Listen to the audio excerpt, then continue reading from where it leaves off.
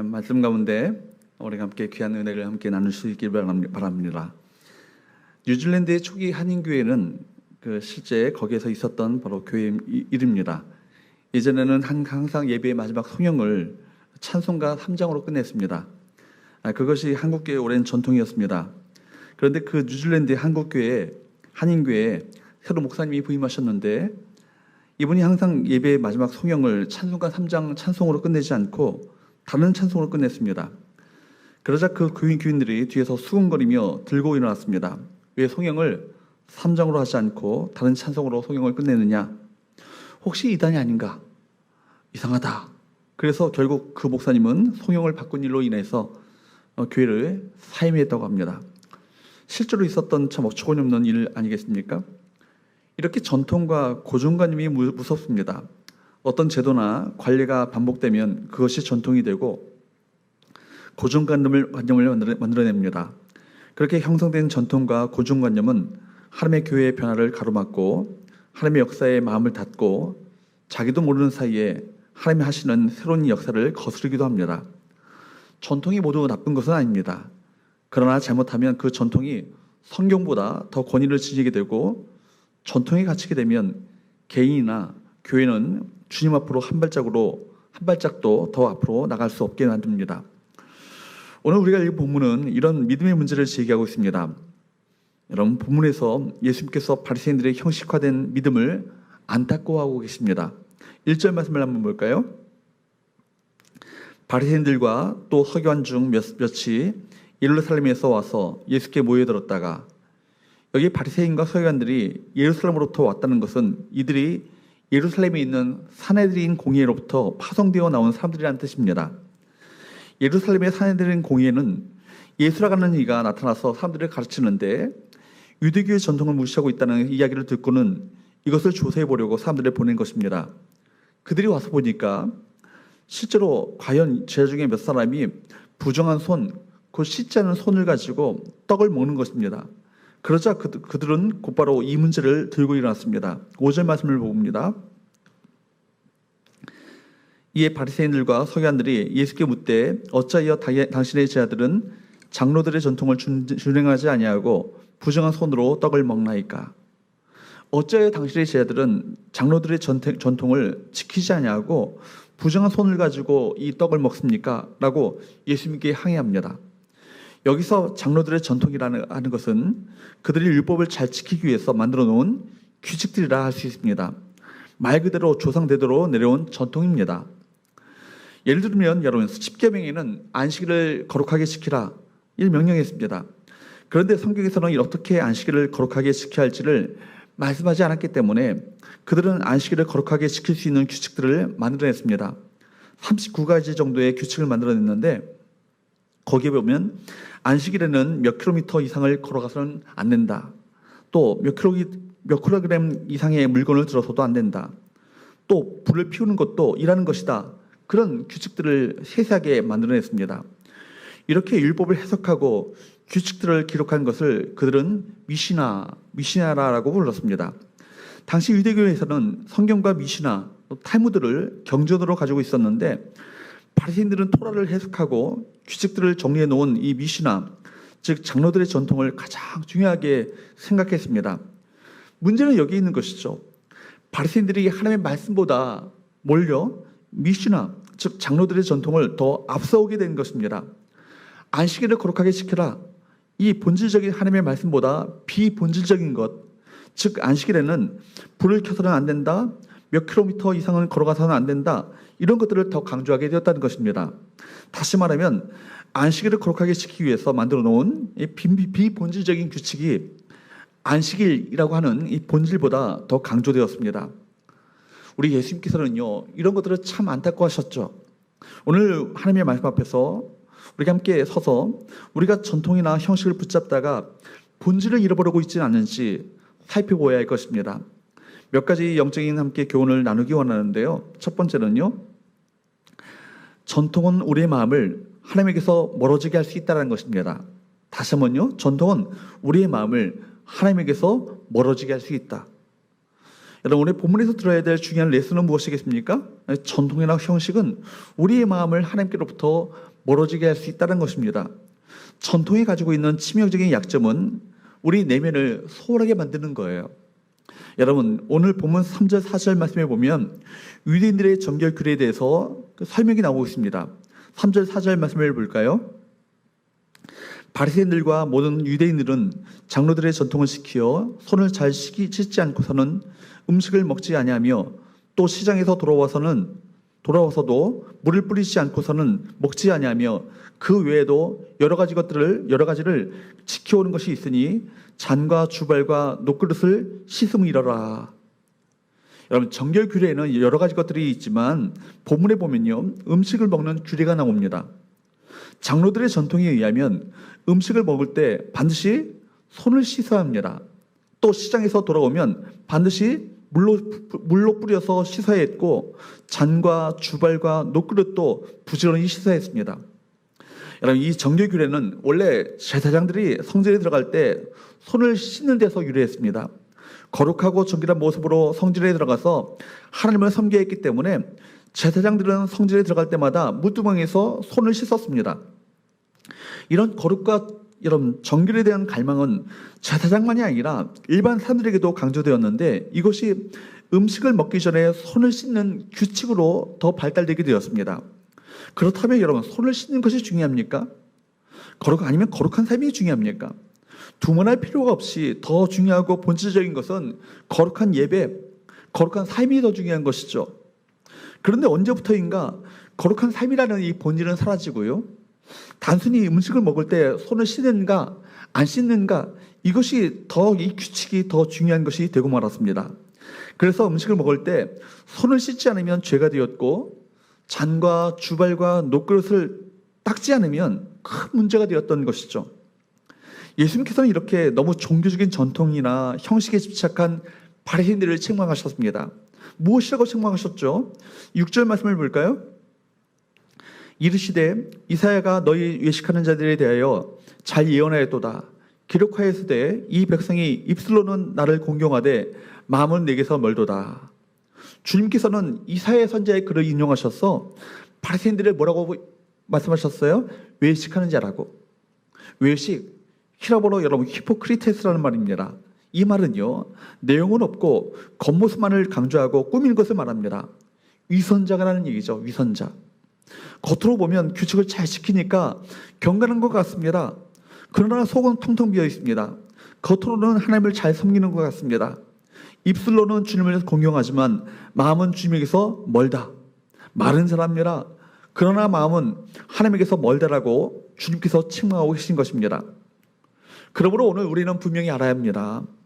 하나님께서는 종교적인 규칙을 얼마나 잘 지키고 있는가, 정말 그걸 보시지 않고 정말 마음으로부터 하나님을 믿고 마음으로부터 하나님 중심적으로 서고 있는가, 이것을 보고 계신 거예요.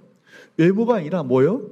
여러분, 중심을 보시고 립 서비스를 보시는 것이 아니라 마음과 삶의 자세를 눈여겨보시는 것입니다. 여러분, 우리 한국 문화도 다분히 이런 전통과 형식을 강조하는 측면이 있습니다. 아마 그것은 대부분 한국 문화가 유교 문화의 영향 아래에 있기 때문일 것입니다. 유교 문화가 한국 사회에 여러분 중요하게 기여한 부분들이 참 많습니다. 반면에 유교 문화의 역기능도 참 많이 있습니다. 만만치 않습니다. 그 중에 하나가 뭐냐면 형식의 틀을 너무 강조한 나머지 내용을 갖추지 못한 삶을 살게 한 것이라고 말할 수 있는 것이죠. 대표적으로 여러분 유교적으로 장려하는 것을 보면 이런 사고방식을 알 수 있습니다. 보십시오. 부모를 잃은 자녀들의 슬퍼하는 것, 자녀들이 당연히 슬퍼하는 것 마땅합니다. 너무 당연합니다. 얼마나 마음이 아프고 고통스럽겠습니까? 그런데 이런 슬픔을 나타내는 것을 유교에서는 규칙으로 만들었습니다. 어떻게 빈소를 차려야 하는지, 옷은 어떻게 입어야 하는지, 또 언제 곡을 해야 하는지, 그러다 보니까 본질적인 부모를 잃은 여러분 그 슬픔만보다 비본질적이고 형식적인 빈소를 차리고 옷 입는 문제 때문에 가족들끼리 갈등하기도 합니다.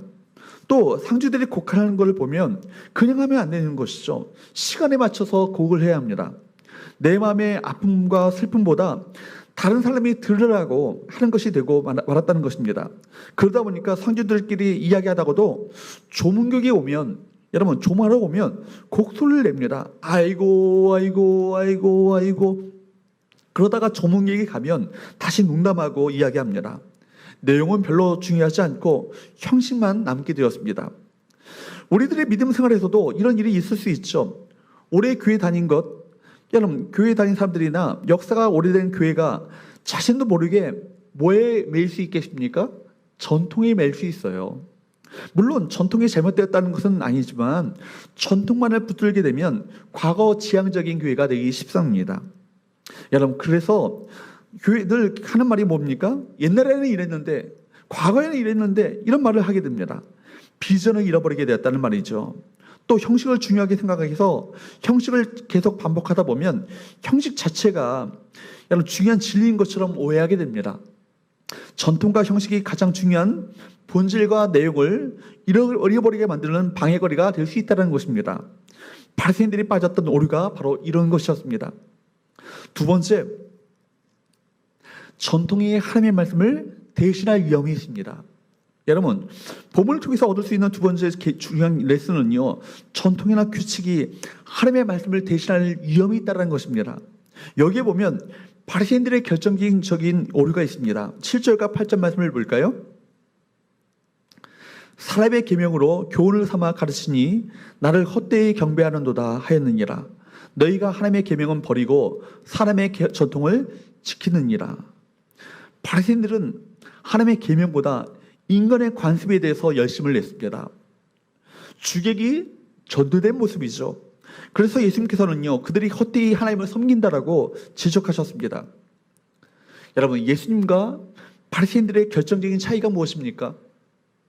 지금 예수님께서는 지금 성경 말씀을 가져와서 그들의 질문에 반격하고 계십니다. 그러나 바리새인들과 서기관들이 중요하게 여긴 것은 무엇입니까? 하나님의 말씀이 아니라 장로들의 전통입니다. 여러분, 전통과 규칙은요, 사람들이 만들어낸 거예요. 사람이 만든 것은요, 영원하지 않고 절대적이지 않다는 것입니다. 그러니까 즉 말하자면 그 말은 진리가 아니라는 거예요. 사람이 만든 것을 지키려다가 하나님께서 만드신 것을요, 버리면 안 되는 것입니다. 사람의 계명을 강조하다가 하나님의 말씀을 소홀하게 여기서는 안 된다는 것입니다. 바리새인들은 밥을 먹기 전에 손을 씻는 장로들의 전통을 지키는 것을 더 초점에 두었습니다. 예수님께서는 바리새인들의 전통을 가지고 공격하자, 여러분 하나님의 말씀을 바리새인들이 전통을 가지고 공격하자 하나님의 말씀을 가지고 맞서 싸우셨습니다. 성경은 여러분 우리의 모든 기준이 됩니다. 성경 위에 올려놓을 수 있는 것은 아무것도 없습니다. 인간이 만들어 놓은 것, 여러분 시대에 따라 언제든지 바뀝니다. 시대에 따라, 문화적 상황에 따라, 대상에 따라 바뀌실 수 있는 것은요, 인간이 만들어 놓은 거예요. 예를 들면요, 여러분 예배에 사용되었던 악기요, 늘 바뀌어 왔습니다. 원래 교회에서는요, 악기가 사용되지 않았습니다. 물론 구약에서는 온갖 다양한 악기가 예배 때 사용되었지만 중세시대 때부터 교회에서는요, 음악의 목적은 종교적인 여러분 의미를 전달하는 것이었기 때문에 가사에 집중할 수 있도록 악기 사용을 전면적으로 금했습니다. 이것이 교회 전통이 되었습니다. 그래서 아카펠라라고 하는 것은, 이 말은요, 라틴어로 교회에서 교회풍으로 라는 의미를 갖고 있습니다. 이 말이 교회에서 하는 무반주 합창을 가리켜 사용되면서 아카펠라라는 말은 음악에서 기악 반주가 없는 합창을 가리키는 말이 되었습니다. 그러다가 교회에 오르간이 도입되었습니다. 그때 치열한 논쟁이 벌어졌죠. 왜냐하면 초기 오르간은 하나님을 찬양하는 악기가 아니었습니다. 세속적인 악기였죠. 그래서 세속 악기를 어떻게 하나님을 찬양하는데 이것을 경거망동하게 사용할 수 있겠는가? 이걸 가지고 반박하는 사람들이 참 많았습니다. 어떻게 이것을 사용할 수 있는가? 그런 논쟁이 있었습니다. 그 이유는 기독교 초기 시대의 오르간은 현재의 모습과 소리가 아주 달랐고, 심지어 야외 축제나 경기에서 사용될 만큼 소리가 너무 커서 당시 교회 지도자들이나 많은 사람들이 오르간 소리를 아이들에게 듣지 못하게 할 정도로 그렇게 오르간 소리가 그렇게 컸다는 것이죠. 그러다가 시간이 흐르면서 오르간의 구조와 소리가 다듬어지면서 중세 교회에서부터 오르간이 사용되었습니다. 그러다가 교회 음악에 전통적인 악기 하면요, 뭐가 떠오릅니까? 오르간이 되었던 것이죠. 그러다가 교회 안에 피아노가 들어올 때도 논쟁이 있었습니다. 피아노는 현을 때려서 소리를 내는 악기였습니다. 그렇기 때문에 그 당시에 피아노는 타악기로 취급됐던 것이죠. 교회 음악에, 이 경건한 음악에 타악기를 어떻게 사용할 수 있느냐, 이걸 가지고 치열한 논쟁이 벌어졌습니다. 그러나 지금은 피아노가 대중화되어서 정말 이 피아노 당연히 하나님을 찬송하는데 피아노가 사용됩니다. 기타나 드럼이 예배에 사용된 것도 그리 오래된 일이 아닙니다. 이런 문제는요, 시대에 따라서 문화에 따라서 달라질 수 있는 것입니다. 지금도 교회들 가운데서는요, 대형 스크린 사용하는 거, 이걸 경건하게 보지 않는 교회가 있습니다. 그런 교회들도 있습니다. 거부하는 것이죠. 예배 시에 인도자들이 가운에 있는가, 가운을 벗느냐, 이것도요, 전통의 문제이지 성경의 내용이 아닙니다. 전통은 어떻게 생길까요? 어느 교회 성가대원들이 가운을 흰색으로만 입었다고 가정합시다. 30년 정도 흰색 가운만 입으면 그것이 전통으로 굳어집니다. 전통으로 굳어지면 다른 색깔로 바뀌기가 참 힘듭니다. 어려워집니다. 어느 날 한 성가대원이 흰색 가운을 너무 오래 입어서 때도 잘 타고 그러니까 다른 색깔로 바꾸는 것이 어떻느냐, 그렇게 어떻게 했냐고 제안을 합니다. 그때 한 사람이 우리 교회가 30년 동안 한 번도 흰색이 아닌 적이, 그 흰색 가운을 입지 않는 적이 한 번도 없었다라고 그렇게 주장하면 한순간에 잠잠해집니다. 거기다가 누군가가 근거 없는 성경의 인용을 더하게 되면 그러면 정말 할 말이 없어지는 것입니다. 이것이 사람들이 빠지는 허구입니다. 전통으로 굳어지면 아무도 따지지 않고 그냥 그걸 답습하게 되는 것입니다. 여러분, 때로는 전통이요, 성경 이상의 힘을 가질 때가 참 많아요. 왜 흰색을 입는지, 정말 이것이 성경적인지에 대한 의견을 내어놓을 기회조차 주지 않습니다. 전통이 그렇게 무서운 힘을 가졌어요. 여러분, 결국 전통은요, 우상의 자리에 앉게 됩니다. 전통의 문제입니까? 진리의 문제입니까? 성가대원은 흰색 가운을 입어야 한다는 것은 성경 어디에도 없는 내용입니다. 사람들이 만들어낸 전통, 여러분, 관습에 불과한 것이죠. 세월이 흘러서 탈무드나 미시나에 율법과 거의 맞먹는 권위를 사람들이 부여했습니다. 그러나 그것들이 성경을 능가할 수 있습니까? 처음에는 율법을 잘 지키자고, 율법을 더 잘 지키기 위해서 시작되었지만 왜곡되고 변질되고 말았습니다. 사실 한국교회 안에도 성경이 강조하는 것보다 전통을 강조하는 것이 참 많이 있습니다. 역사가 오래된 교회일수록 전통에 사로잡혀 있을 위험성이 참 많습니다. 성경적이지 않은 것에 너무 많은 에너지를 소모하고 논쟁하는 경우가 얼마나 많이 있습니까? 설교자가 가운에 있는가? 입지 않는가? 이것은 전통의 문제죠. 교회 내에 십자가상이 있는가 없는가? 이것도 전통의 문제입니다.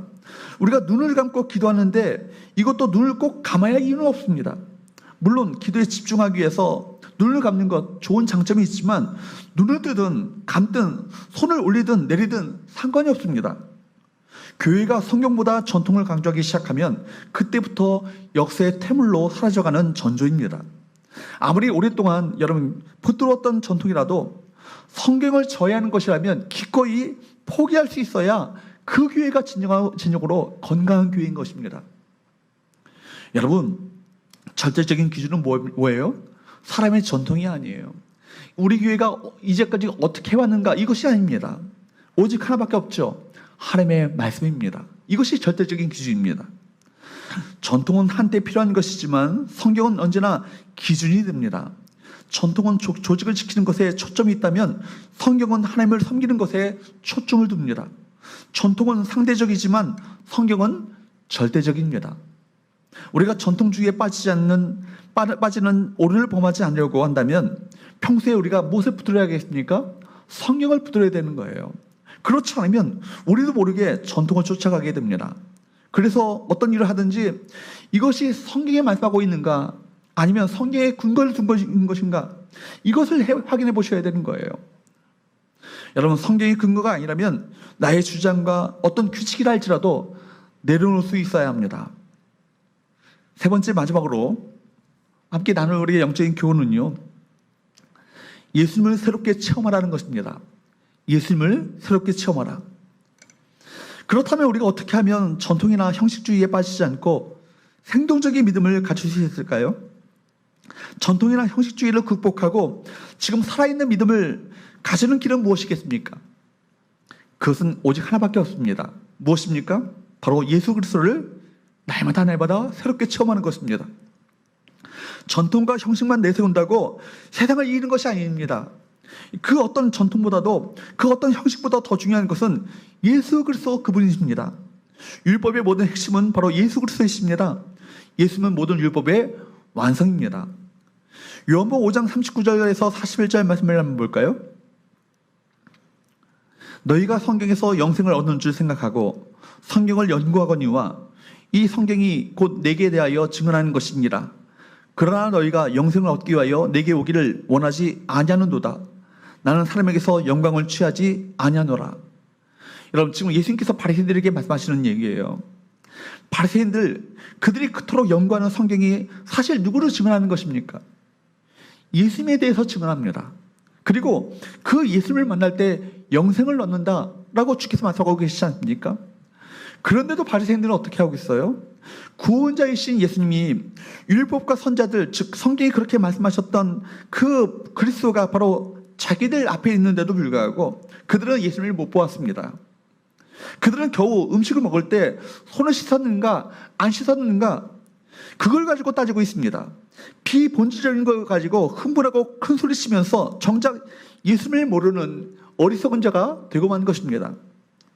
여러분, 우리 믿음이 끊임없이 주님과의 생동하는 친밀한 그 믿음이 친밀한 관계 속에 거하지 않으면 자연스럽게 우리 믿음은요 점점 경직되어 갑니다. 시간이 흐를수록 우리 믿음은 굳어져 가고 형식화되고 습관화되고 전통에 갇혀 있게 되는 거예요. 우리 믿음이 시간이 지나면서 점점 형식적이 되어 가기 쉽고 빛바랜 그림이나 오래된 유물처럼 그렇게 되어버리기 쉽습니다. 매너리즘에 빠져서 주님을 처음 만났을 때 감격도 사라지고 재미없는 종교 생활이 될 수 있습니다. 왜 그렇습니까?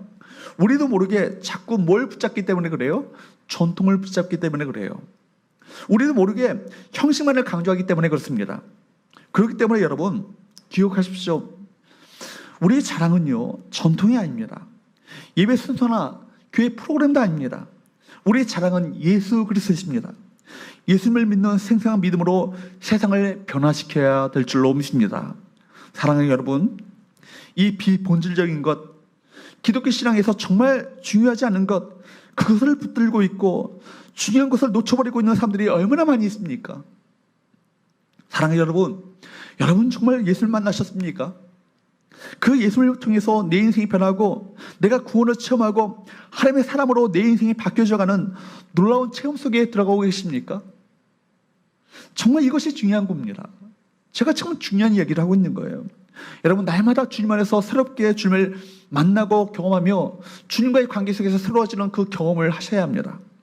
사랑하는 여러분, 주님께서 저와 여러분에게 전통과 형식에서 자유함을 주시기를 주님으로 축복합니다. 그리고 예수님을 만나시고 또한 그 예수님을 날마다 새롭게 체험하시는 은혜가 저와 여러분 가운데 있게 되기를 바랍니다.